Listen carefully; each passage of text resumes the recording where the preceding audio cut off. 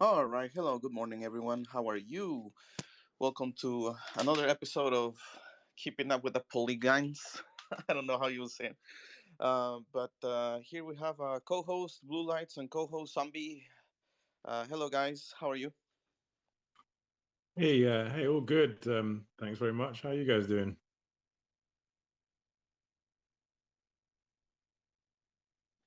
Just there. Trying to awake. I forced myself, guys. Thank you, guys. Yeah, I appreciate it. yeah, it's early for you. It's only midday for me.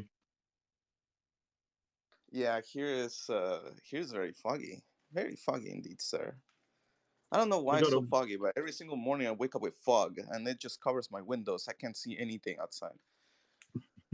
yeah, we got to try and work out maybe a better time for everyone for next week's one. Yeah, it's fine. This is fine, definitely. Here we have now another co-host, Sansi. Welcome, guys. Welcome. How are you, Sansi? I'm good. I'm good. Good morning, everybody. Hey, good morning. I was just getting everything set up for the stream and recording, and we're good to go on my end.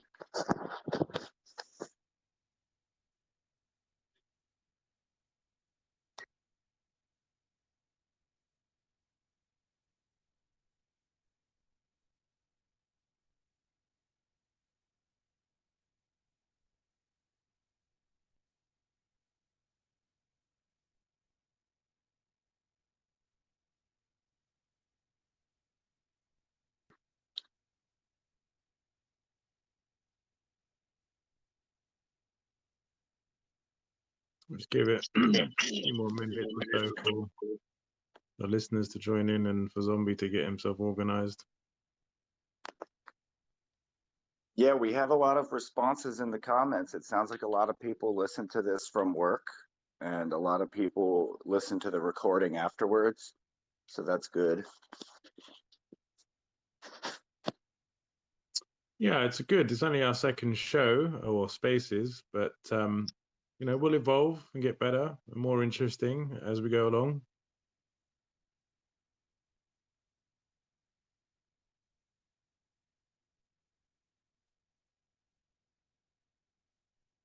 It's really annoying that you can't be a host and speak on a desktop, though. It's relying on the tablet all the time is a little bit fiddly. Yeah, it makes me feel like the desktop version is a little more stable too, because last week, about, an hour in, I got rugged on the phone, but my recording on the desktop kept going. I just wasn't able to join back in the conversation. I think we both happened to us at the same time. Kicked me off, and every time I rejoined, it kept saying I was co-host, but I had to request to speak, and it wasn't working. Very strange. Yeah, same thing for me. And I would request to speak, and it uh I don't know if maybe Hydra was accepting me, because I would sit there for like 5-10 minutes and then all of a sudden it would just kick me off again. And I also noticed I was well behind the feed at that point. Like I was at least 30 seconds behind with audio, so maybe that's why we couldn't get back in, because it wouldn't catch us back up to the 0 point. We were always behind. Yeah, Gotta hopefully love we these won't have the problems. technological limitations. Centralized platforms. Yeah. Hey, we had this happen to us with Discord. We had a meeting a couple weeks ago when that big Discord crash happened, and like our whole, guild meeting got canceled because nobody knew where to go. I started DMing everybody on Twitter like, "Hey, I can't make it to the meeting," and then nobody could make it. So, We've got to wait for Twitter on Polygon to be released.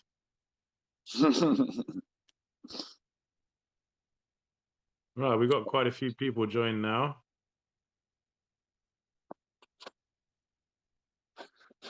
all right. Well, we got an interesting discussion today on staking, which even I have a lot to learn in this category. So I'm really excited to hear it. Yeah, it's a big, wide subject, different blockchains and different layers, but for this one, obviously, because we're the Polygon Advocates channel, we're going to concentrate on the Polygon staking. You know, we can start off with the main one, which is staking your Matic tokens directly against a Polygon validator. That's probably the first place to start, I would think.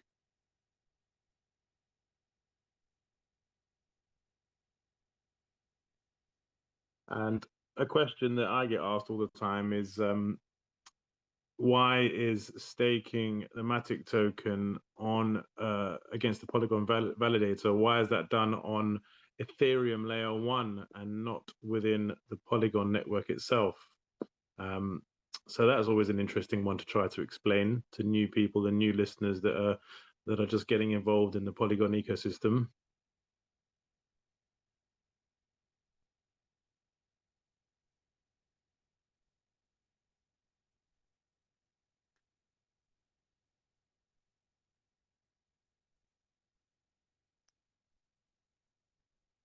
Have we got George here, or is he still around?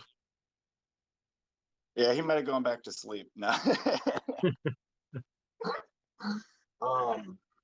Right. Well, where should we start, Zombie? What do you think then? Do you have an easy explanation on as to why staking must occur on layer 1 for the Matic token against the validator? I don't know that answer, but I would assume that is how Polygon gets its security from the Ethereum layer 1.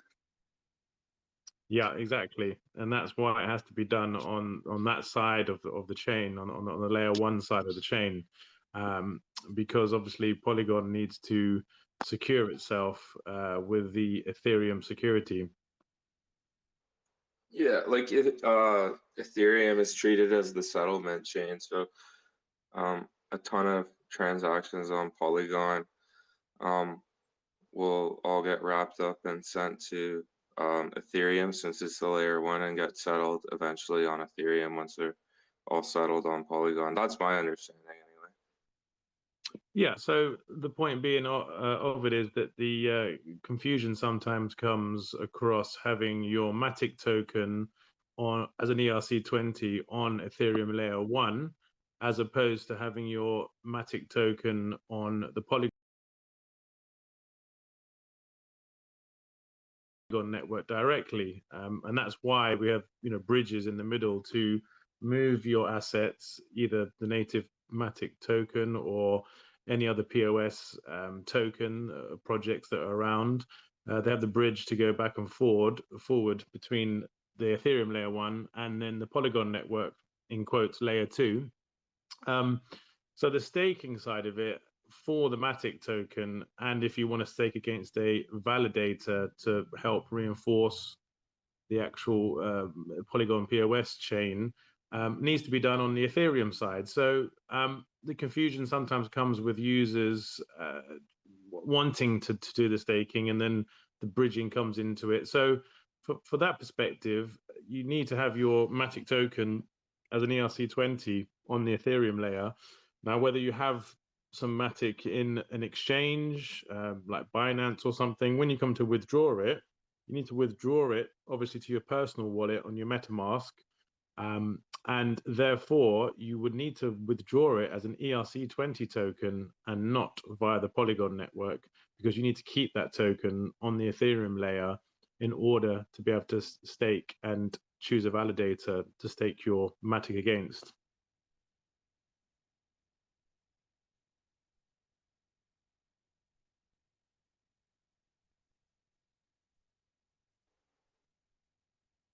Yeah, and this process of staking, when you're staking with a validator, that's called delegating, right?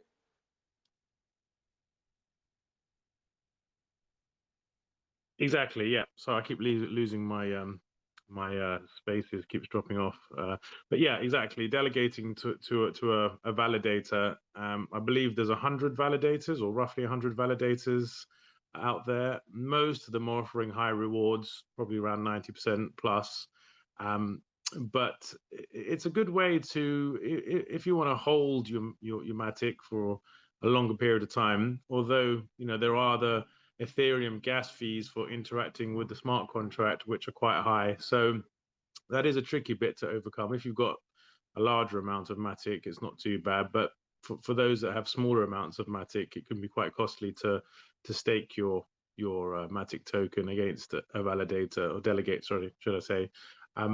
But I don't know, in the future, who knows? There might be an easier way to do it.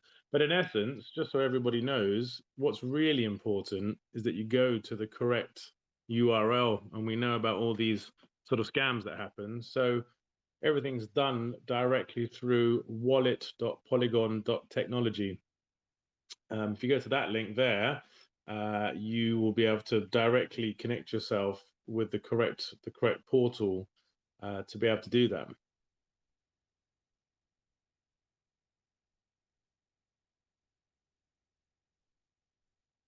And actually, it's the Polygon portal has always been improving. I can remember way back when we had the first version 1, I think it was, of the actual portal. The new version is a lot better. And if you go to wallet.polygon.technology, on that landing page, Polygon have made it very easy to navigate. So you've got 3 main options. You can directly access your Polygon wallet. You can directly access the Polygon bridge, which is to deposit and withdraw between networks, so between the layer 1 and the Polygon network. And then you have Polygon staking, which is what we're talking about now, which is the place that you would go to if you want to stake or delegate your Matic token to earn rewards.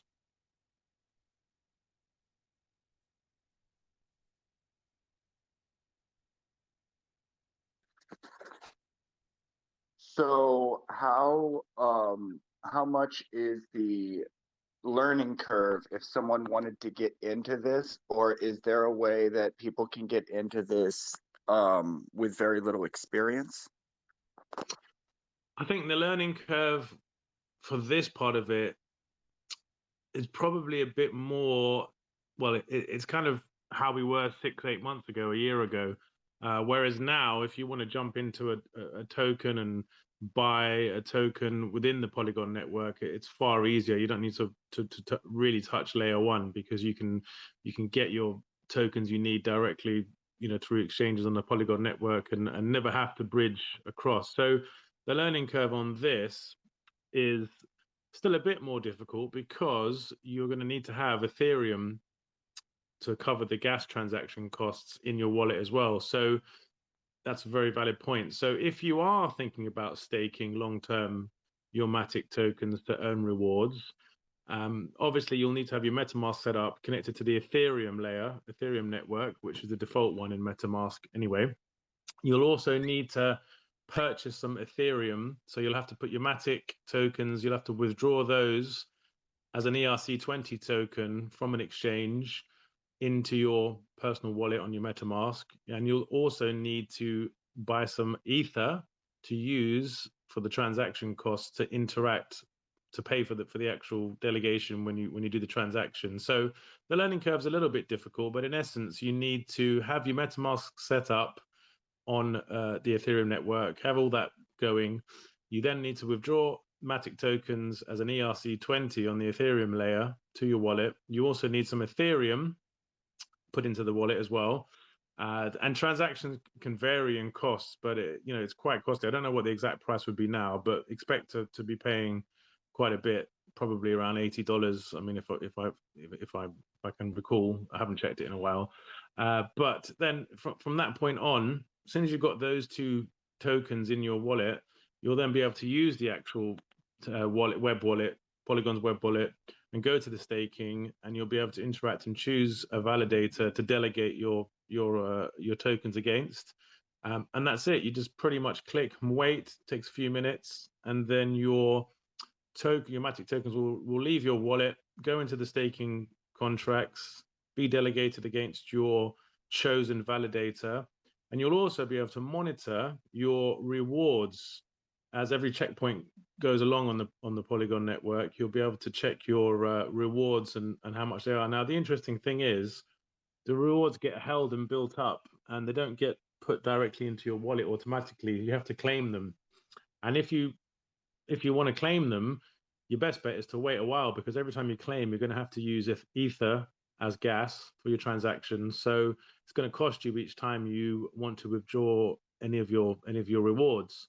So the best bet is just leave it there, hang tight, just delegate what you want to keep for future, and leave it there like a savings account. All right, I guess. Can you hear me out, guys? Hello? Yes. So Yep, we can hear All you. right, sweet. Okay. I don't know what happened, but I just clicked somewhere. Like, I'm not used to doing this thing, so my bad. So yes, anyways, Yeah, we are uh having some technical issues this morning. The stream isn't coming out well either, so that's we'll fine. we'll deal with it. No worries, no worries. Maybe next time I can also stream it. That's fine. So anyway, so as regards to staking, I've been doing staking on like many things, not just Polygon, but a lot of things. Something that I wanted to add, and like Blue Lights was saying, is that if you want to stake on Polygon, like if you want to stake your Polygon token, or you know, you you basically have to go, like he said, to the The easiest way to go to the Polygon bridge, and then when you type it on Google Polygon Bridge, you're gonna see a link that will tell you, right?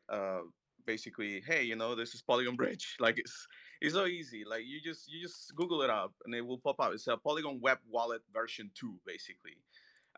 And once you click on there, you're gonna have those four options, and then you go to the Polygon staking. And now, once you're in the Polygon staking, so here's the thing. Here, my experience with Polygon staking. So I started staking like about last April. That's when I started staking my Polygon. I'm staking like around 22,000 Polygon as of right now. And I'll tell you one thing about this. It's like it will change depending on how much of the total Matic out there is currently being staked. So if there is a lot of Matic out there, or Polygon token out there being staked, then the percentage of your rewards are going to decrease. Oh my God, I clicked again. Okay, there we go. Okay. And so um, you have to at one point say, is it really a reward if I just leave it there? Like if you're looking long term and you're probably not going to look at it until a year passed or 2 years, then you might be good, because as of right now, for example, I'm looking at, let's say you want to do 22,000 tokens of like Matic, and you're looking at like, I don't know, 30% of the entire Matic or Polygon supply is currently being staked. Then you're looking at about an absolute reward of 10%, annual reward of 10%. That's what you're looking at. So is it really worth it if you do this on the Ethereum side? That's something that you will have to ask yourself, right? Like, so because you can also see an approximator if you go on the staking side and you want to check how much you will approximately earn. If you go all the way up, you can click where it says reward calculator, and you can click on that reward calculator and it will tell you how much you're going to be earning uh, on an absolute reward for 365 days, which is pretty much a year, right?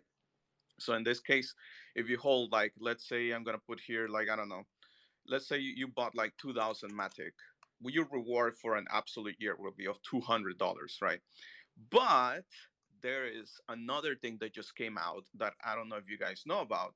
I'm not sure if Binance is still doing this, but Binance was letting, I think this was about a month ago or so. Binance was letting people stake their Polygon on Binance, I think, for about 40% or so. So that's a lot, right? 40%, and you're able to stake it on the Binance. That's a lot.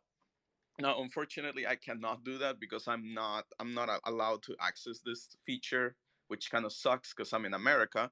But if you're not in America and you want 40% of that return by just doing staking, then you can do so on Binance. At least that's the knowledge that I have. I'm not sure if they change it. I will always do your own research, check it out. But since we're talking about staking, and we're talking about staking in Polygon, there's always many tokens that you can also stake aside from Polygon, because Polygon right now, the only way that you can stake Polygon is on the Ethereum network if you do it like Blue Light said with a delegator, and there's hundreds of delegators out there. I don't know how many delegators are out there, to be honest. But be careful. And here's the thing, and this is what really like triggered me when I was doing my staking with these validators, is that I actually had an issue once only, but it wasn't with Polygon. It was with Atom. I was taking some Atom, and I couldn't get it out, and I was like, oh snap! I was like, oh my god, I can't get out my Atom. Like I messed up. So this thing can also happen in Polygon if something happens to the validator. Like they can, if for some reason they don't keep up they have to do like some updates on their end to make sure that they're able to register all the so that I mean they're validating all the codes or all the blocks that happen through them. So if they miss these for some reason because they're not doing their proper maintenance, you actually get a penalty, and you will lose some tokens. So that's one another thing to consider if you're doing staking, is that it's foolproof. Oh yeah, like I put it here and then I'm good to go. So what I also is I put it on different validators. Obviously, it will cost you. So depends how much you're planning to stake and if it's really a reward for you to go ahead and stake it. So yeah, I would say always check who you delegate it to. Be very cautious about that. Like if you go on the Polygon staking, I don't think there's been that many issues. Yeah, I don't think there's been that many issues with the validators. But just do your proper research. I If you ask me, which one I would choose, I'll be like, do your own research. I don't want you to like, get wrecked suddenly because I say, oh yeah, this is the one. These are the ones that I choose. But it's pretty easy once you go on their site. You can always just kind of sort it by performance. I guess you can always sort it out by performance and then look which one's the best. But also look how much Matic is being deposited on that validator, right? So you just gotta be careful because you're not gonna go for a validator that has like, I don't know, 1,000 Matic stored in their delegation, or their verification process, whatever you want to call it. I wouldn't go there. I want to go where there's a bunch of Matic in it, right? So I will probably like choose, uh, just how whichever one has like the most Matic and the most performance. So yeah, you can always sort it by performance, commission. If you want to get like a bunch of tokens back, I guess some of them do pay more. I'm not sure, and some of them obviously do take a commission out, meaning that they will charge you for using their services. So you have to take all of these into consideration before you stake your tokens with a Yeah, validator. and you bring a good point up there. I mean, obviously, the first topic we were discussing was how to do it yourself directly through your own MetaMask with your own funds, and interacting with Polygon staking system. So you brought up a good point about exchanges like Binance offering staking themselves with their own services and their own platform. And for a new user, that also can be a good option because it takes away all of the learning curve that you need, because you just simply go on the Binance platform. Other exchanges offer it too. They call it savings sometimes, or staking, and you click on it and you choose Matic, and you basically freeze your tokens and put it in there. They'll have particular requirements: 7 days, 14 days, 30 days. Now, normally, how they work is they offer you this big APR and they say 40% APR to stake your Matic, but then they'll only allow you to stake a small amount. You won't be able to put a large amount in, so you might only be able to put a few thousand Matic in there, or something, or even smaller. So you do need to check. But if you're a new user and you've got some Matic on Binance or another exchange, definitely check out what kind of options they have for, and depending on what country you're in, and what they allow you to access. But that can also be a good way if you're the hodler type that like to just hold your crypto and hang tight, wait for the future. So using the exchanges to stake and to use it as savings is also a good option. Very much easier than doing it your own yourself. Yes, that is correct. I agree with you. And you know, since we're discussing the topic of staking, and staking specifically on Polygon, so you know, like I said, I'm not sure why you're unable to stake on the Polygon network. I hope they bring some solution to this, because it would be nice to bring my Polygon in and bridge it into Polygon and just like stake it in Polygon. Like But specifically delegating on from the Polygon network kind of thing. yeah, I Is mean, what you know, anything. I mean, just do yeah. something with it in the Polygon network instead of on the Ethereum network, right? I heard bits that that's something they might be planning to do in the future. Not sure quite how it would work. Maybe it would be more smart contracts that Polygon build that automatically will do all the back end bit for you. But you'd probably see a lot more Polygon getting frozen up if you could do it directly on the Polygon network, because obviously now the fees are so low to do it. It would be really might be really useful for everybody. Yeah, that way, if you want to get into staking, you know, you don't have to pay that much gas, because I think when I made it though, the gas was kind of low and it was already like $150 or something like that just to stake it. So if you're looking at a low quantity and you're gonna stake it, and then suddenly you get a low reward for just, you know, leaving it there for a year, then you might not be appealing, because you're wasting some of it already in like just bridging it. And then you have to take into consideration that I'm sorry, did I say bridging? I'm sorry, I meant like staking. And then what you have to take into consideration, that you're gonna have to take it out of the staking at one point. So it's like 150, and then another like high gas fee because of Ethereum. So you know, you have to consider like if it's worth it. If you're staking like $500,000, then of course, you know, maybe a good thing to just go ahead and leave it. But you know, aside from just like staking Polygon, you can always do other tokens in the Polygon network also. Obviously, I'm not going to mention which ones, because again, do your own research. But there is possibilities of staking tokens also